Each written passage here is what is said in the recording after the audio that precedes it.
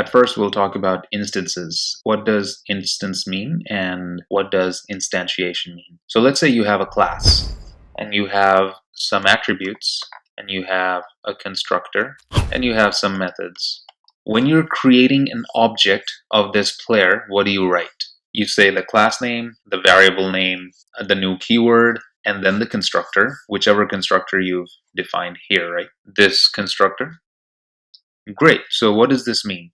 It means you've instantiated a new object from the player class. What's the name of this instance? The name of this instance is X.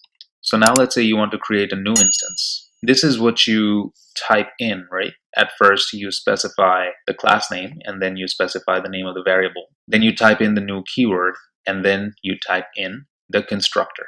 Now you have a new instance. What is the name of this instance? The name of the instance is Y.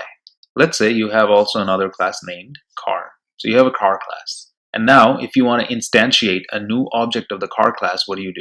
This is how you instantiate a new car class. Means that you're creating a new object from the car class and the name of the new object is A. Now let's say you want to create a second object from the car class. Now you have two instances of the car class. The first instance is A and the second instance is B. So how many objects have you created from the player class and the car class combined? You've created 4 different objects, right?